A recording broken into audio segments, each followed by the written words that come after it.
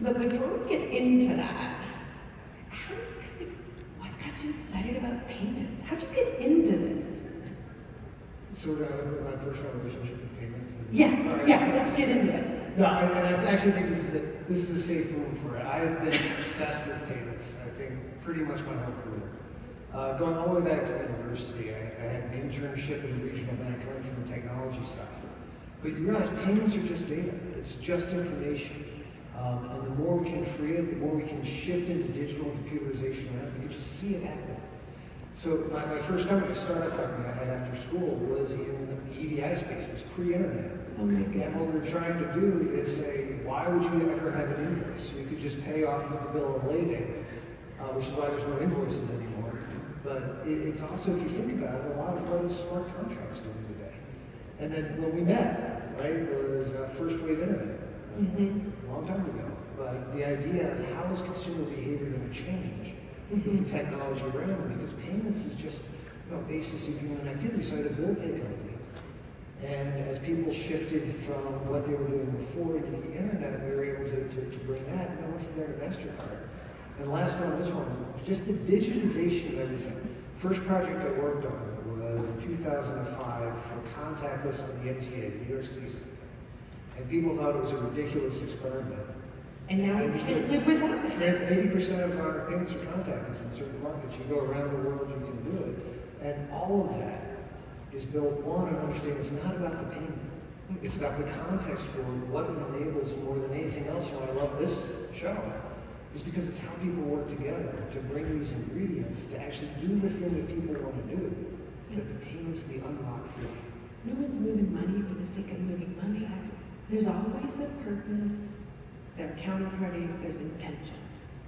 Okay, so we're going to sort of work our way through innovation in payments, cool things. So let's start with RTP.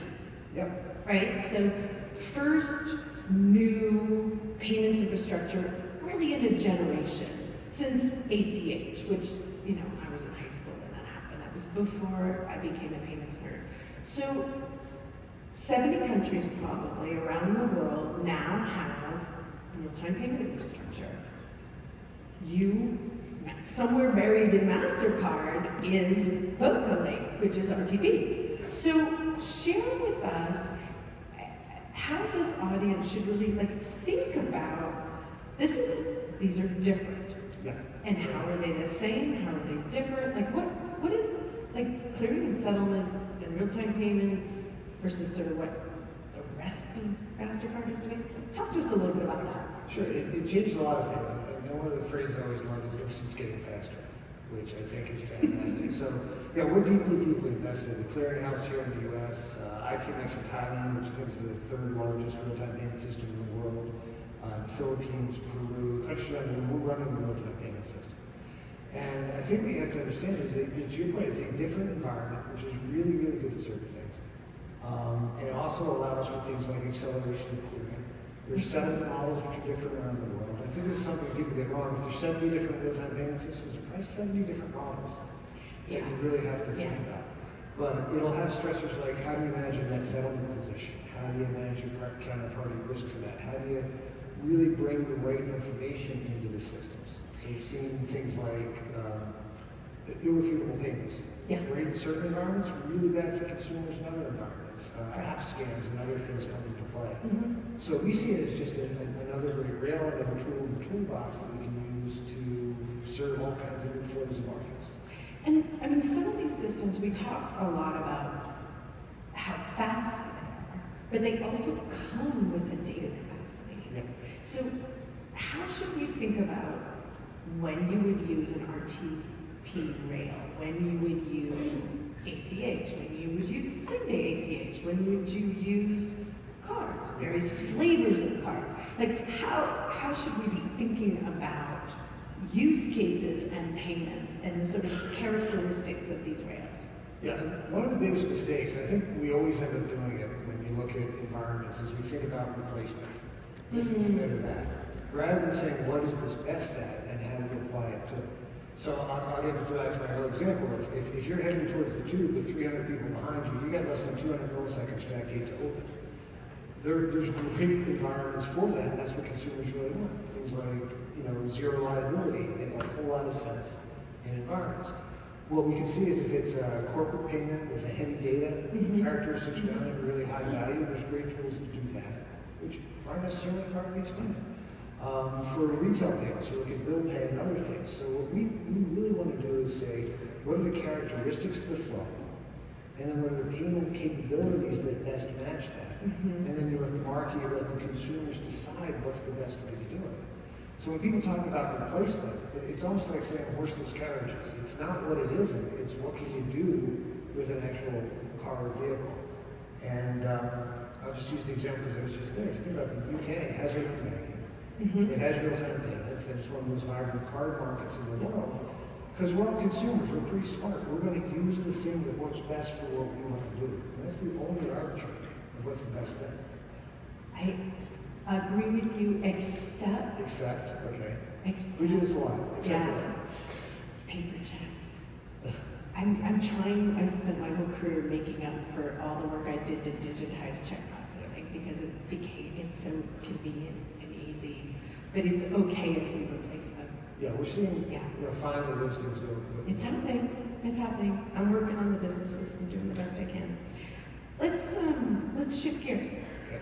Let's talk about open banking. Once again, means different things in different geographies. There are different flavors of open banking. You guys had an announcement last week. I don't know if everyone caught this, but let's talk about what it means, how you see it evolving, and sort of what's going on at Mastercard. Yeah, open banking is a space that I'm extremely excited about because it opens up a whole lot of new possibilities for data, for innovation, for that partnership, for creating those new customer experiences for it. So it's developing differently in markets around the world. In some it's regulatory led. You'll see that in Europe or the UK where they're opening it up. In the US it's much more industry led.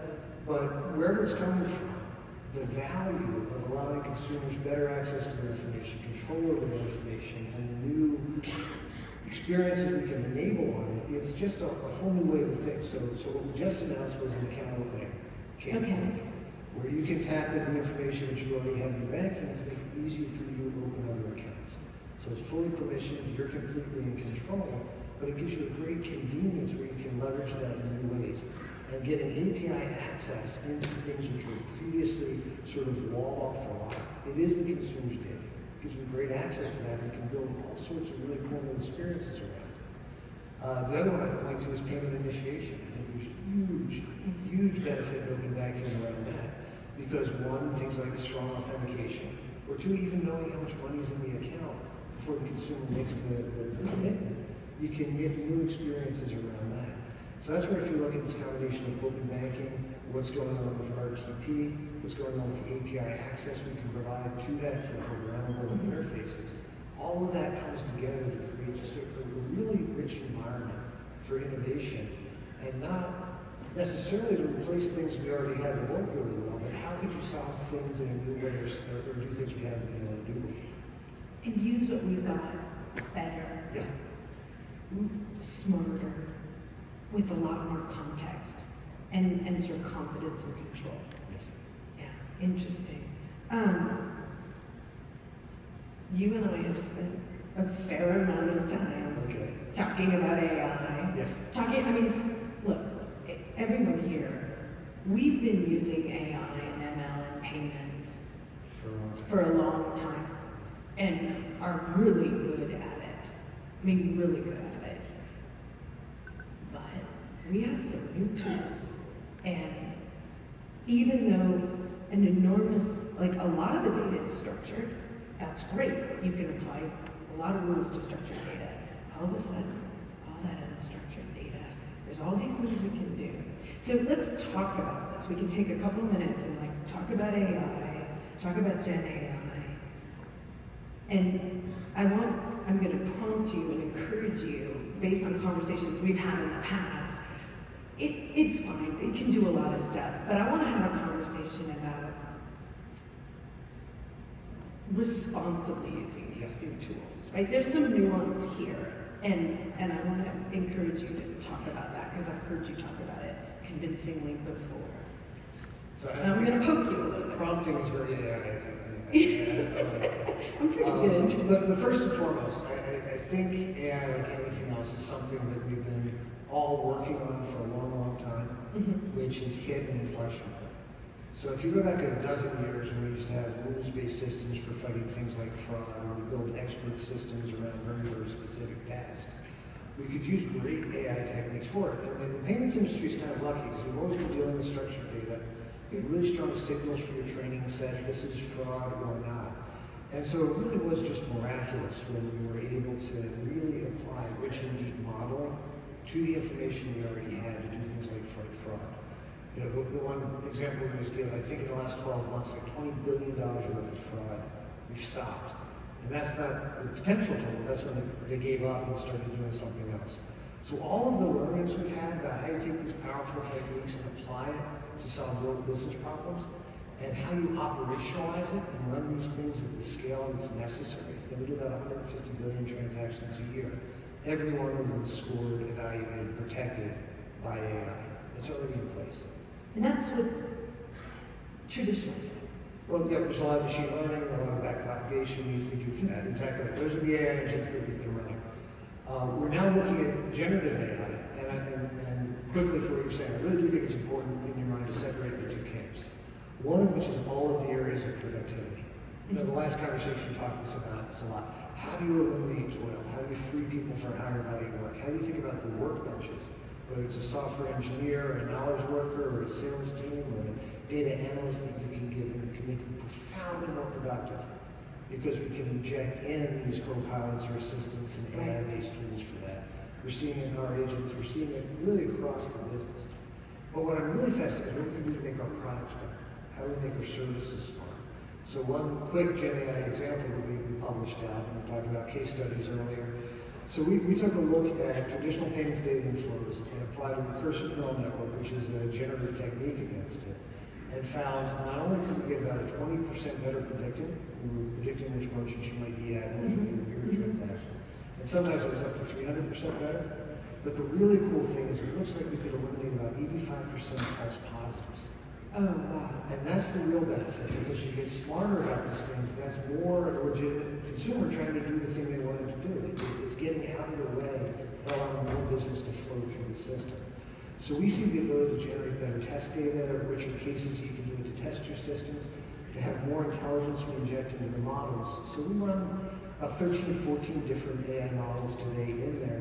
These new generative techniques are really, really interesting there.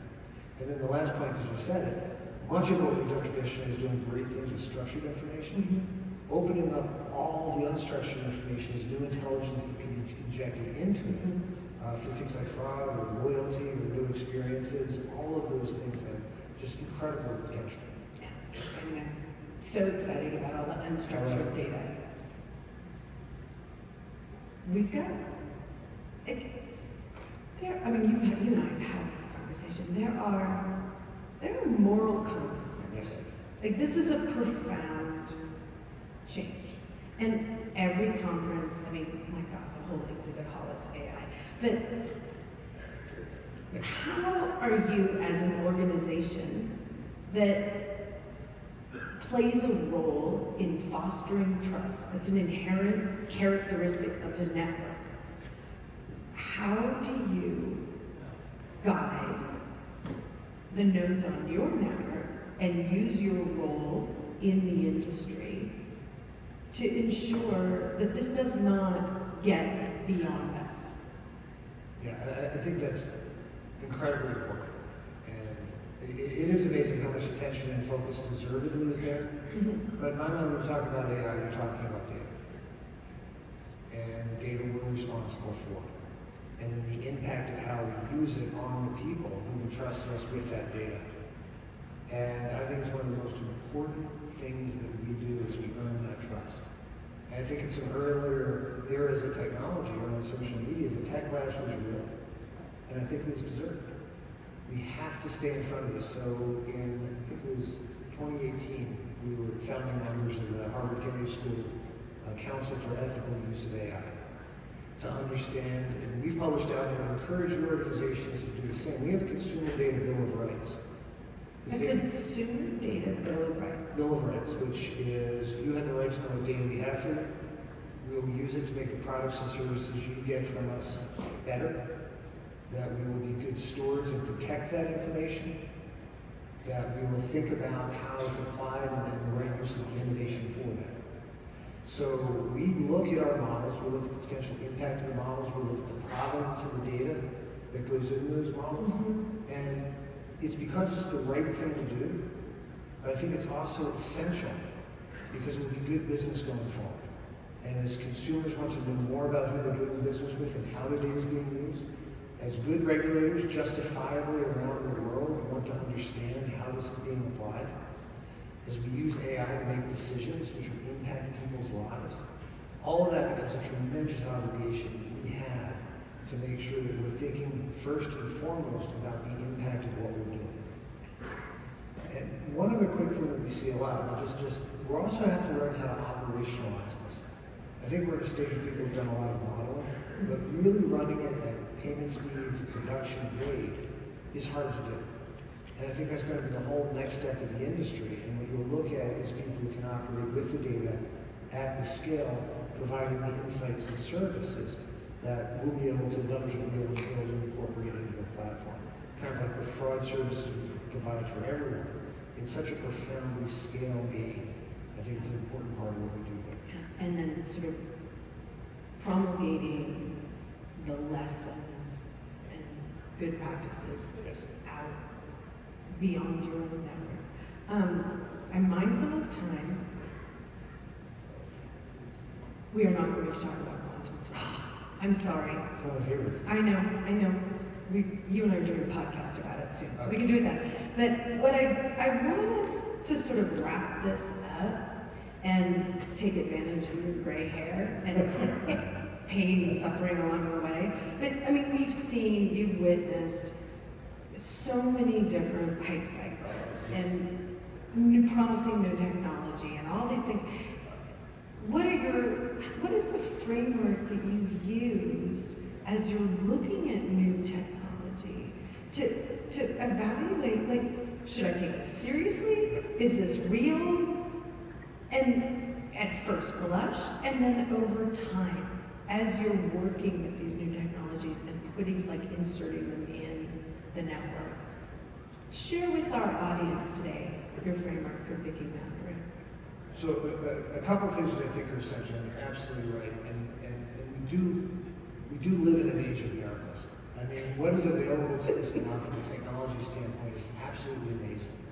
But one thing, and I kind of cautioned you earlier when we were thinking about payments, one of the hardest things I always know about in business is taking something that works pretty well and replacing it with something substantially similar. So I think a lot of times people say, all right, how can I, with little incremental value, go after a space, as opposed to this last conversation, where's the 10x? When can we say this new technology makes something that was really, really hard to do that much easier? And that's where you know you have something.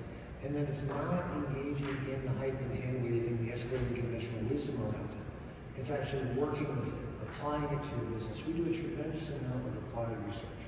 We'll never do pure research, but applied research to say, can this thing do what we do better?